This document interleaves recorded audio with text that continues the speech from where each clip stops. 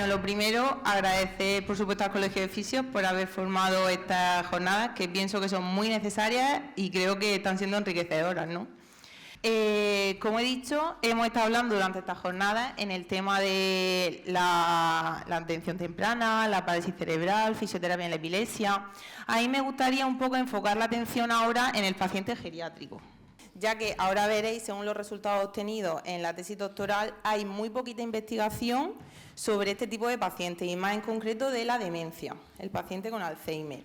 ¿Vale? De hecho, los únicos estudios que hemos encontrado en la revisión sistemática han sido de 2012, lo que centra la atención en que se necesita mucha investigación. Por tanto, la ponencia la he titulado como Neuromodulación no invasiva, NESA y ejercicio terapéutico para los trastornos del sueño y función cognitiva en la demencia. Me gustaría que cerremos todos los ojos y que imaginemos que nos hemos sacado la carrera de fisioterapia, que han pasado los años, tenemos nuestra propia clínica y empezamos a tener un éxito tanto profesional como personal. Tenemos nuestra familia, damos incluso clases en la universidad, los pacientes están encantados con nosotros y nos vamos a casa contentos, sintiéndonos valorados, con pura vocación. Viene un día y de repente empezamos a encontrar que se nos van olvidando ciertas cosas de la vida cotidiana, donde hemos dejado las llaves de la casa al entrar, el nombre de nuestro perro, el cumpleaños de nuestro hijo, y poquito a poco vamos olvidando cosas más importantes como dónde vivimos. Un día decidimos ir al médico y este nos diagnostica demencia. La Organización Mundial de la Salud define la demencia como un síndrome de naturaleza crónico, progresivo y persistente, cuyo déficit cognitivo va mucho más allá de lo que suele suceder en el envejecimiento normal.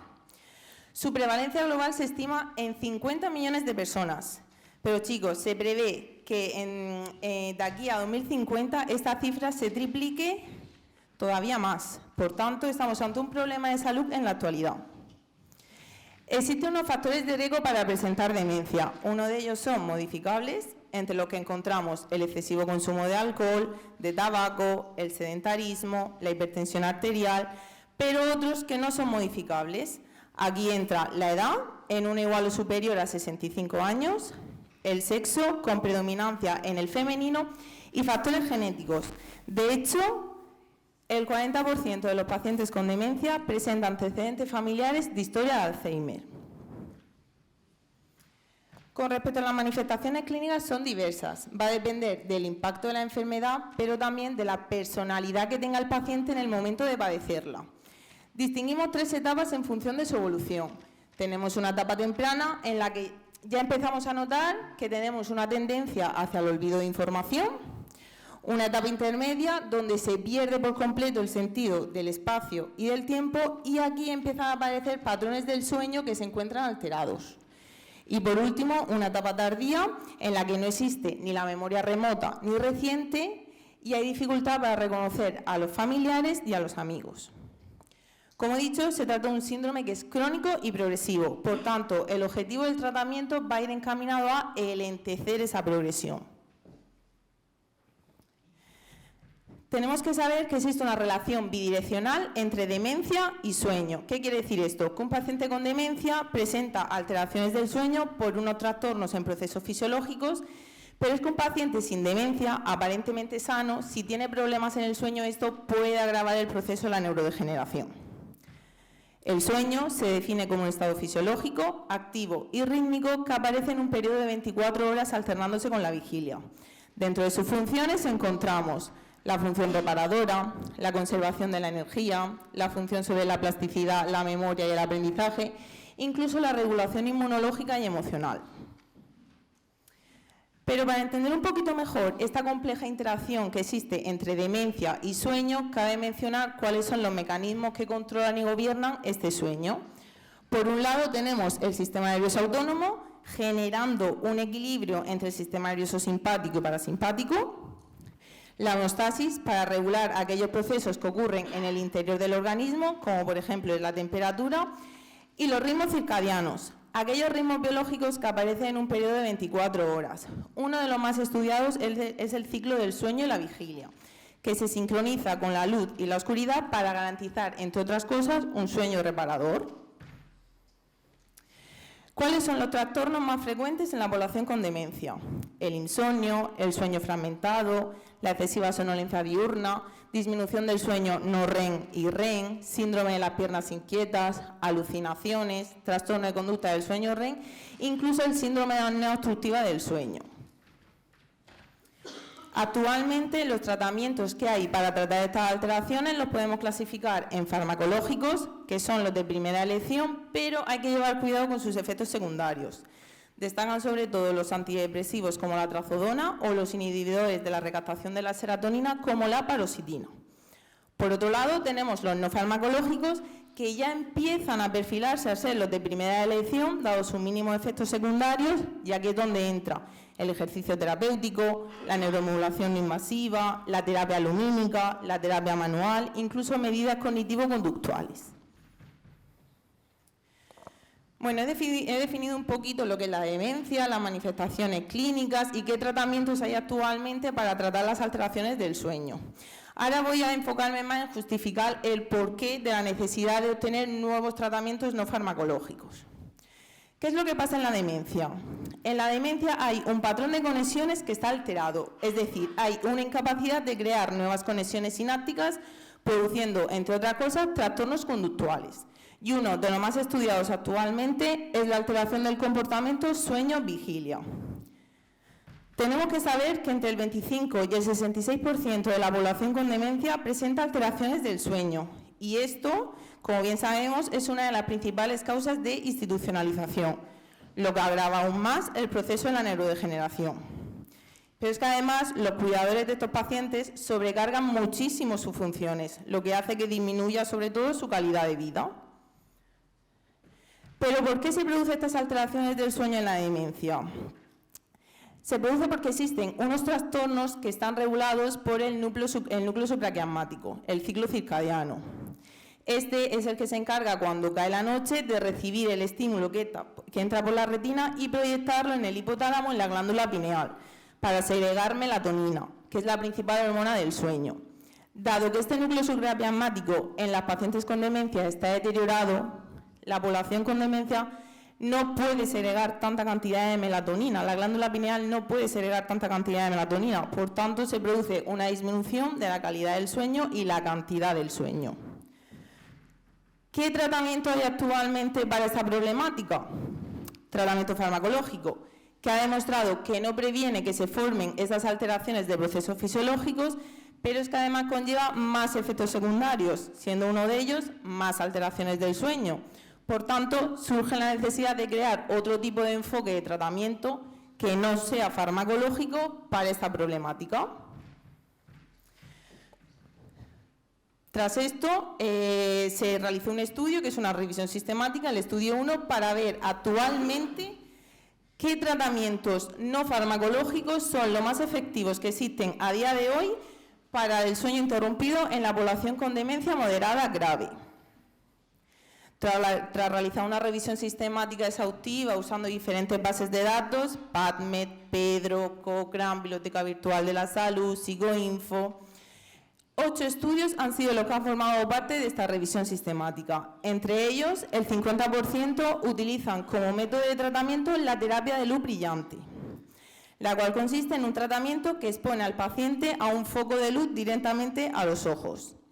Entre los estudios que la avalan, todos optan por la luz matutina, es decir, por la mañana, 1 o 2 horas al día, y entre 2.500 y 10.000 lux.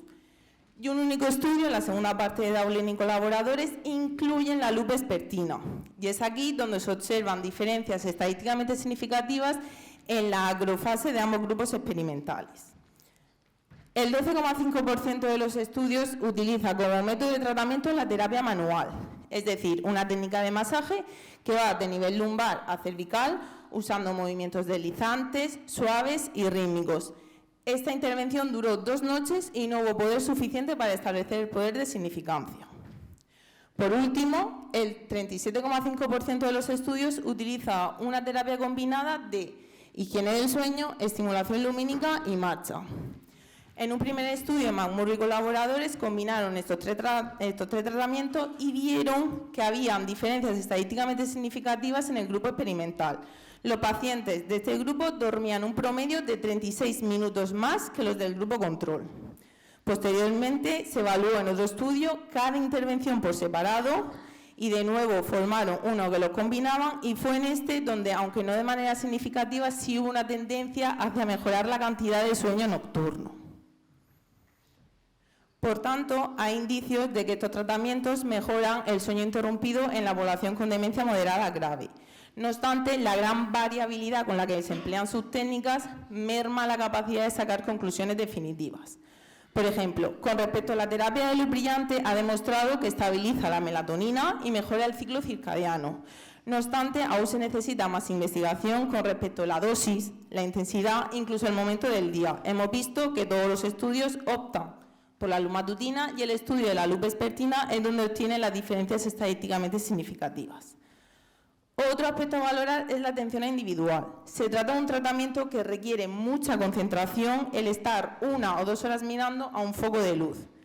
Estamos hablando de pacientes con demencia, que en la concentración la tiene disminuida.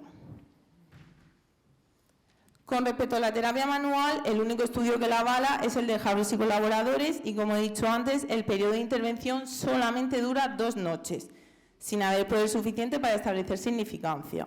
Quizás se debería llevar más investigaciones con esta técnica de masaje, terapia manual, con un método más objetivo de evaluación, tal y como recomienda la Escuela Estadounidense de Medicina del Sueño en el estudio de Vargas y colaboradores, usar diarios del sueño. Por último, con respecto a la terapia que combina la higiene del sueño, la estimulación lumínica y la marcha, ha demostrado que mejora el promedio de sueño nocturno. Recordemos que los sujetos dormían 36 minutos más que los del grupo control. No obstante, al leerse los artículos, vemos que ha podido producirse en algunas terapias, como la higiene del sueño, un sesgo de respuesta, ya que los cuidadores que respondían a estos autoinformes no estaban cegados. Otra limitación ha podido ser en la terapia de marcha, ya que eran los mismos sujetos los que elegían su patrón, su ritmo de marcha. Por tanto, no había una homogeneidad en toda la muestra del estudio. Por último, se debería llevar un abordaje más específico, teniendo en cuenta que son tratamientos que requieren de una capacitación personal y una supervisión regular, lo que seguiríamos aumentando todavía más la sobrecarga del cuidador. Bueno, deciros que este estudio fue publicado recientemente en la revista Alzheimer's Research and Therapy. Y visto esto, de que los tratamientos no farmacológicos son lo que la terapia lumínica, la terapia manual y la que combina con higiene del sueño, que aún así parece que no termina de mejorar el sueño en la población con demencia y hay mucha diferencia en el empleo de sus técnicas, nace este estudio, el estudio 2, con la intención de querer mostrar que 2 tratamientos no farmacológicos, el ejercicio terapéutico adaptado y un dispositivo que se llama neuromodulación no invasiva NESA, mejoran este sueño y a la vez la función cognitiva en los pacientes con demencia. Como he dicho, el objetivo era de conocer la efectividad del ejercicio terapéutico adaptado y de la neuromodulación no invasiva, tanto en la calidad del sueño como en la función cognitiva. Para ello se llevó a cabo un ensayo clínico aleatorizado en 2 asociaciones de la región de Murcia, AFADE en Alcantarilla y AFAMUR en el Purtal. El periodo de intervención dura de enero de 2022 a octubre de 2022 y fue realizado, fue aprobado por el Comité de Ética de la Universidad de Murcia y todos los protocolos experimentales respetaron los principios de la Declaración de Helsinki de 1975. Para ello, el PI, el investigador principal, se encargó de corroborar qué muestra de ambas asociaciones cumplían con los criterios de elegibilidad. Para ello, pusimos los criterios de inclusión como pacientes con diagnóstico de demencia igual o superior a leve, es decir, que hayan obtenido 3 o más puntos en la escala de deterioro global de Reisberg. Tener condiciones médicas y farmacológicas estables, así como capacidad para realizar actividad física y seguir instrucciones verbales. Con respecto a los criterios de exclusión, cualquiera que evitase que el paciente entrase en los grupos experimentales, tales como llevar marcapasos, tener procesos febriles, fobia a la electricidad, diagnóstico de cáncer, incluso alguna comorbilidad que afectara al sueño, así como estar tomando tratamientos farmacológicos que actuara como factor de confusión. Deciros que todos los pacientes tenían derecho de retirada en todo el proceso del estudio. Aquellos que cumplían con los criterios de elegibilidad se les entregó tanto a ellos como a los cuidadores una hoja informativa donde venía detallada todo el proceso del estudio y los que estuvieron de acuerdo firmaron el consentimiento informado. Tras ello, una muestra de 30 pacientes fue aleatorizado en 3 grupos. Un grupo control, formado por 10 sujetos, que no recibió ningún tratamiento activo, pero sí unas recomendaciones educativas con respecto al sueño.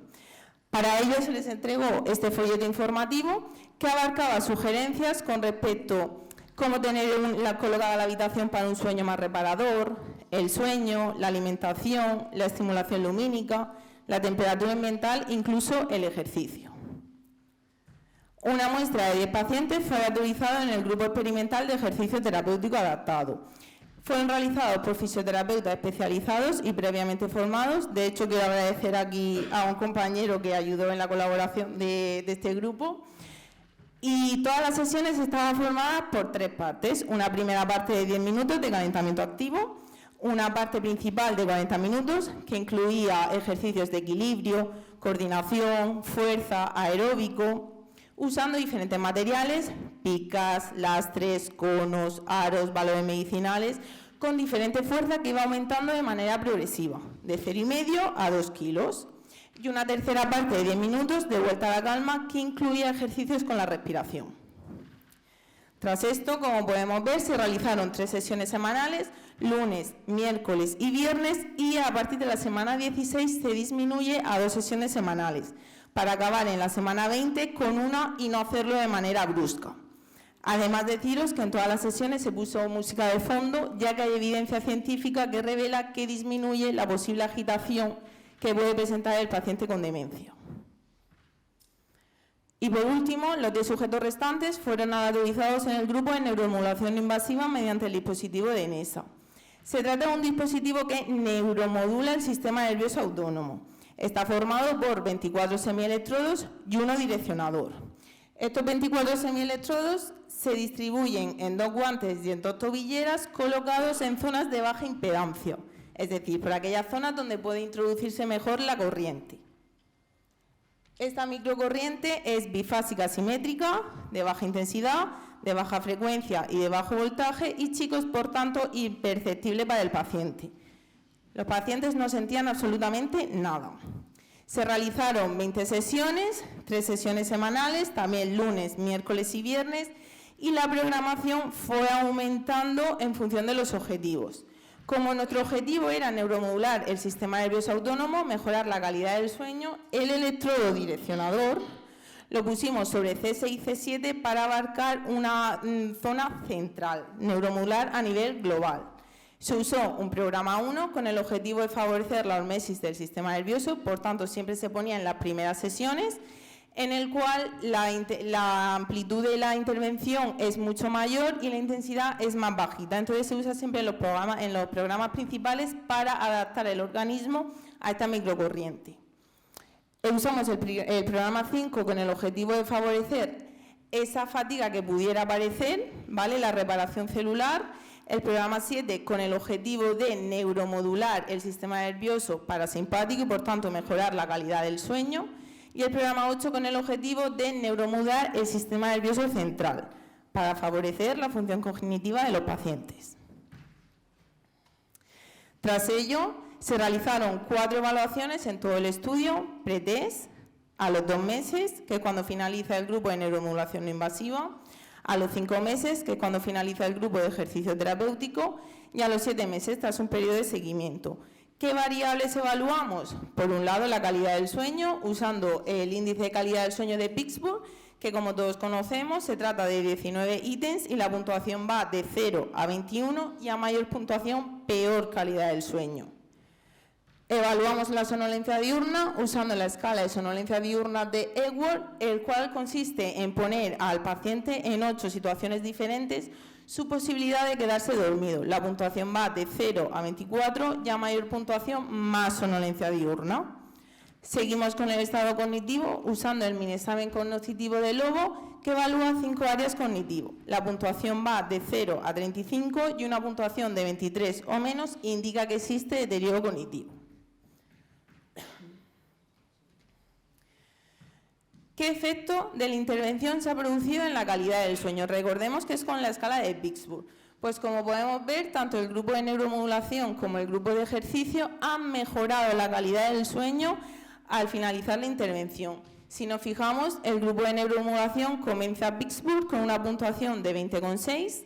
Cuando acaba su tratamiento a los 2 meses, la puntuación ha disminuido a 15,3.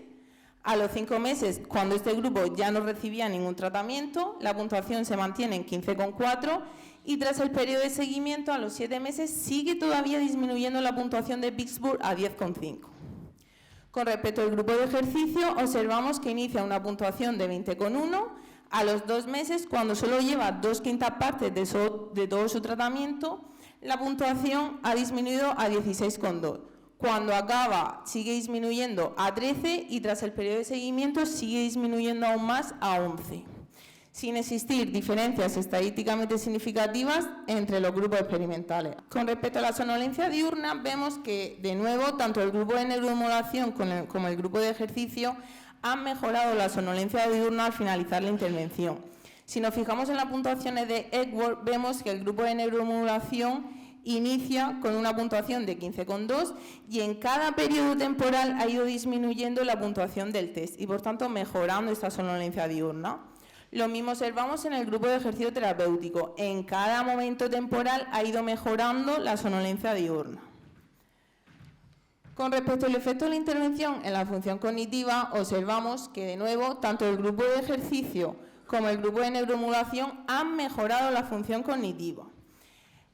El grupo de neuromodulación comienza MEC de Lobo con una puntuación de 22,7. Cuando acaba, la puntuación aumenta a 28,4. Y lo mismo en cada momento temporal. Y de nuevo, no existen diferencias estadísticamente significativas entre los grupos experimentales. Por tanto, tenemos 2 tratamientos no farmacológicos, el grupo de ejercicio terapéutico adaptado y neuromodulación no invasiva, que son eficaces para mejorar la calidad del sueño y la función cognitiva en los pacientes con demencia. Como podemos ver, podemos incluirlo como parte diaria en la rehabilitación del paciente con demencia, en aquellos centros de Alzheimer y otras demencias. Bueno, deciros que este estudio fue publicado también en la revista Environmental Research and Public Health. ¿Por qué nace el interés de esta tesis doctoral? Si nos ponemos a indagar en la investigación clínica, vemos que los trastornos del sueño tienen muchísima influencia en la salud, pero es que además aumenta el riesgo de complicaciones en enfermedades neurodegenerativas. Ya estudios epidemiológicos como los de Wallner y colaboradores y Wen y colaboradores demostraban que estas alteraciones del sueño se producen durante la etapa preclínica de la enfermedad, es decir, incluso 15 años antes de empezar con los signos cognitivos. De hecho, Dios no lo quiera, si alguno de nosotros tenemos demencia, 15 años antes ya íbamos a empezar con esas alteraciones del sueño. A esto se le suman otras investigaciones como la de Cheney y McMurray que indican que las mayores alteraciones del sueño se producen en los estadios más severos de la enfermedad. Es por ello que el estudio 1, la revisión sistemática, pusimos como criterio de inclusión la demencia moderada grave. Esto ha hecho que dejemos fuera a 12 estudios que incluían deterioro cognitivo leve. No obstante, aún así hemos visto que hay mucha heterogeneidad en el empleo de estos tratamientos. Por ello, se creó el estudio 2, que es el ensayo clínico aleatorizado, con el objetivo de mejorar esos ritmos circadianos neuromodulando el eje sistema nervioso central pineal. Pero chicos, este estudio no está exento de limitaciones. 29 cuidadores rechazaron firmar el consentimiento informado por miedo a que sus familiares entrasen en el grupo de la neuromodulación invasiva por el miedo a las microcorrientes. El tamaño que hemos tenido ha hecho que, por tanto, sea de 30 pacientes y que no podamos generalizar los resultados más allá de la muestra estudiada. Otra de las limitaciones ha sido no tener un seguimiento mayor, más a largo plazo, estuvimos en tiempo de COVID, y no usar otros métodos de evaluación más objetivos, aparte de las escalas, como hubiese sido un actímetro, la actimetría. Por tanto, y esto es la parte que ahora vosotros tenéis que ayudar, en futuras líneas de investigación, volver a reproducir ese estudio con una muestra mayor, un periodo de seguimiento más a largo plazo y combinando esas escalas que nosotros hemos utilizado con otros más objetivos, como acabo de decir, un actímetro, para poder interpretar los informes del sueño. Tener más información con respecto a esa latencia, esa cantidad del sueño, los minutos que dura en la noche antes de los despertares frecuentes, etc. Por tanto, en las implicaciones clínicas en la práctica de fisioterapia se debería incluir tanto el ejercicio terapéutico como la neuromodulación no invasiva en la recuperación del paciente con demencia, además de disipar el miedo que tienen los cuidadores a la hora de recibir esas pequeñas microcorrientes. Por último, en los centros de Alzheimer y otras demencias se debería promover la educación del sueño para mejorar el conocimiento que tienen los cuidadores con respecto a este. Bueno, muchísimas gracias por vuestra atención y si tenía alguna duda, ahora lo tengo.